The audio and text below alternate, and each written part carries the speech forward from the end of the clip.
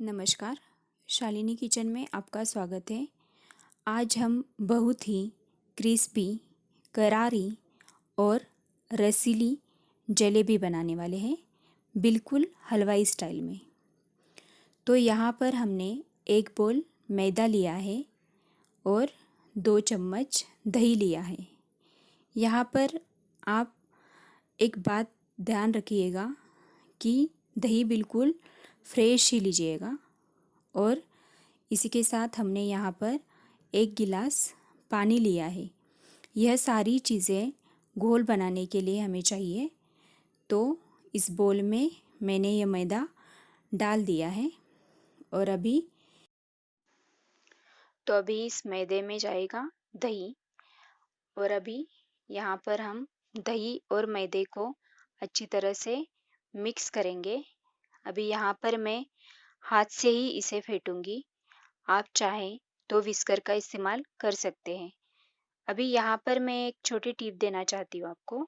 अगर आप जलेबी गर्मियों के दिनों में बना रहे हो तो ठंडे पानी से इस घोल को घोल सकते हो या फिर मिक्स कर सकते हो। और यदि आप ठंडी के दिनों में जलेबी बना रहे हो तो यहाँ पर गुनगुने पानी लेना बहुत ज़रूरी है बैटर के फर्मेंटेशन के लिए। तो अभी इस घोल में हम थोड़ा थोड़ा पानी डालकर इसे अच्छी तरह से मिक्स करेंगे। अभी यह वाला बैटर बनाने की मेथड बहुत ही सिंपल है, जो आप इजीली कर लेते हैं। लेकिन फर्मेंटेशन के बाद हमें जो बैटर फेंटना पड़ता है उसमें असली मेहनत लगती है। तो अभी इस घोल में हमने थोड़ा थोड़ा पानी डालकर इसे मिक्स किया है और इसे हम धीरे धीरे फेंटेंगे, तो ताकि इसमें जो लम्स है वो ना रहे। तो इस तरह से हमें इसके सारे लम्स निकालने हैं। यदि आप इंस्टेंट जलेबी बनाना चाहते हो तो इसमें इनो डालकर आप फेंट सकते हैं, ताकि बैटर को तुरंत फर्मेंट कर सकते हैं। यह बहुत ही थिक पोरिंग कंसिस्टेंसी हो गई है, आप देख सकते हैं। अभी यहाँ पर हमें इस घोल को किसी भी वार्म जगह पे, रूम टेम्परेचर पे इसे ढककर रखना है। तो अभी 12 से 13 घंटे के लिए हम इसे किसी भी अच्छी जगह पे रख देंगे।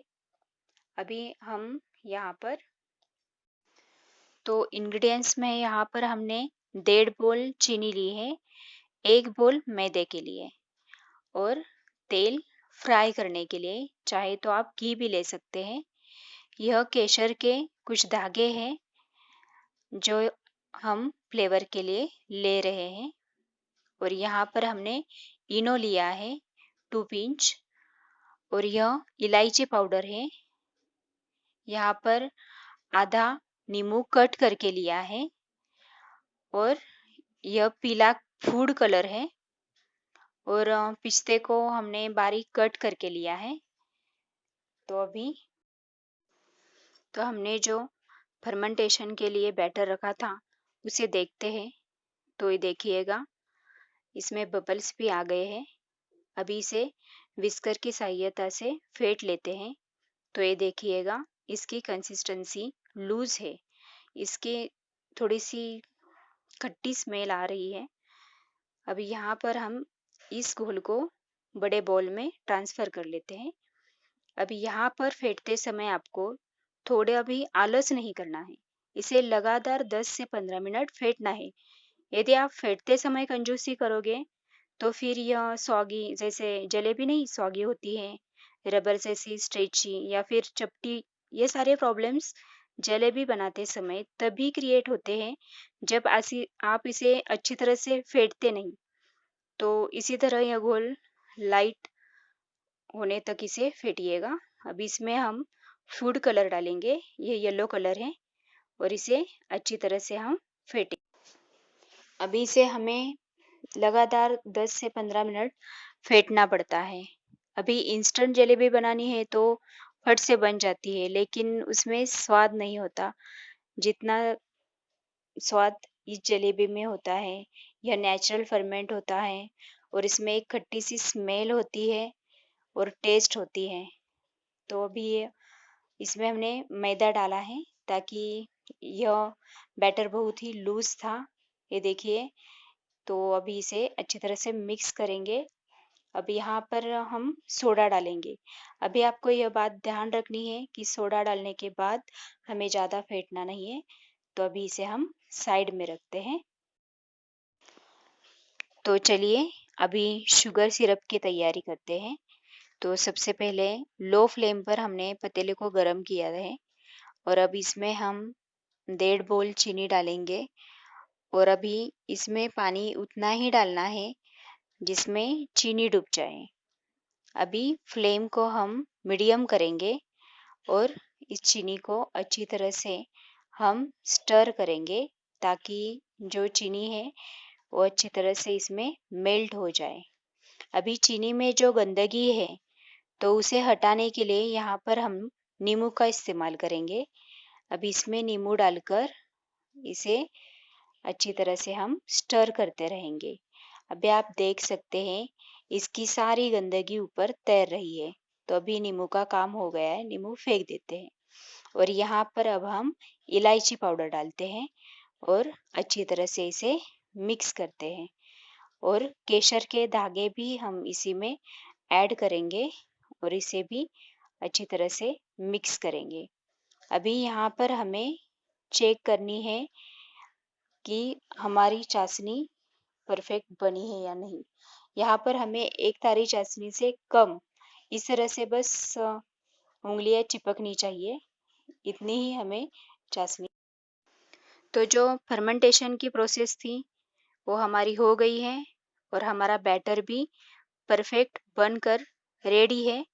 अभी हम यहाँ पर पाइपिंग बैग ले रहे हैं और इसे इस गिलास में रखूँगी और इसमें यह बैटर है वो स्पून की सहायता से थोड़ा थोड़ा करके इसमें भरूँगी। अभी आप चाहें तो यहाँ पर दूध का जो पैकेट आता है उसे भी जलेबी बनाने के लिए इस्तेमाल कर सकते हैं, या फिर जो सॉस की बॉटल आती है छोटी नोजल वाली वो भी ले सकते हैं। अभी यह भरने के बाद हमें यहाँ पर एक कैंची लेनी है और कैंची से इसे छोटा या बड़ा आप चाहे वैसा शेप में, जिस शेप में आप जलेबी चाहते हो वैसा इसे कट लगा दीजिएगा। यहाँ पर हमने मीडियम फ्लेम पर तेल को अच्छी तरह से गरम किया है। यदि तेल ठंडा है तो जलेबी हमारी चपटी बनेगी, इसलिए तेल को अच्छी तरह से गरम करना ज़रूरी है। यहाँ पर इस तरह की फैली हुई कढ़ाई का ही इस्तेमाल कीजिएगा ताकि आप देख सकते हैं जब मैं जलेबी बना रही हूँ तो जलेबी एक जगह पे रुक नहीं रही है। तो इसी तरह से हमें गोल गोल जलेबी बनानी है। जहाँ पे भी स्पेस है वहाँ पर आप बनाइएगा और अभी इसे फ्राई करने हैं तब तक जब तक ये बबल्स थोड़े कम ना हो जाए। तो मीडियम फ्लेम पर हमारी जलेबी एक साइड से अच्छी तरह से फ्राई हो गई है। अब इसे हम चिमटी से पलटी करेंगे और फिर दूसरी साइड से भी हम इसे अच्छी तरह से फ्राई करेंगे। अभी जलेबी बिगड़ने का और एक रीज़न है तेल का टेम्परेचर। तो अभी यहाँ पर मैं आपको एक टिप देना चाहूँगी कि जब आप तेल का टेम्परेचर हाई करते हो, हाई टेम्परेचर पर जलेबी फ्राई करते हो तो फिर आपकी जलेबी लाल पड़ जाएगी। और यदि आप कम टेम्परेचर पे लो फ्लेम पर जलेबी फ्राई करते हो तो एकदम वो जलेबी चपटी बन जाएगी और फिर फ्राई होने के बाद वो रबर जैसी बन जाएगी। तो इसलिए हमें यहाँ पर मीडियम फ्लेम पर ही तेल गरम करना है, चेक करना है और फिर हमें इस तरह से गोल गोल करके जलेबियाँ इसमें छोड़नी है। तो इस तरह से जहाँ पे भी स्पेस मिले आप जलेबी इस तरह से बनाकर फ्राई कीजिएगा। लेकिन फ्राई करते समय भी आप जल्दबाजी मत कीजिएगा। तो अभी यह सारी जलेबियाँ इस शुगर सिरप में जाएगी और इसे अच्छी तरह से हम डीप करेंगे। कम से कम 30 सेकंड के लिए तो इस सिरप में हम शुगर सिरप में जलेबियों को डीप करेंगे और फिर चिमटी की सहायता से इसे किसी भी प्लेट में निकाल देंगे। तो इस तरह से यह सारी जलेबियाँ जूसी बन जाएगी। तो ये देखिएगा, ये सारी जलेबियाँ हमने निकाल दी। तो जलेबी ने शुगर सिरप का जूस अच्छी तरह से एब्जॉर्ब किया है और हमारी जलेबी करारी और जूसी बन गई है। 30 से 40 सेकंड के लिए ही शुगर सिरप में आप जब जलेबी रखते हैं तभी वह इस तरह से बनती है।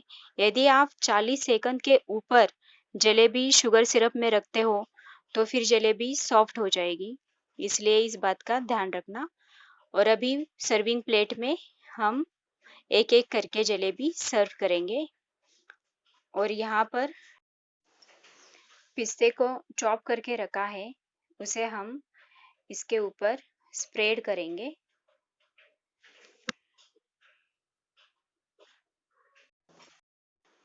मार्केट में जैसे जलेबी मिलती है वैसे ही हमारी जलेबी बनी है।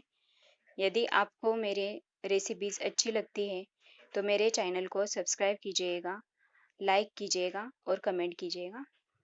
अभी आप यहाँ पर देखिए, यह जलेबी कितनी बाहर से क्रिस्पी और अंदर से जूसी है। तो आप भी अपने घर पे ये जलेबी बनाइए। धन्यवाद।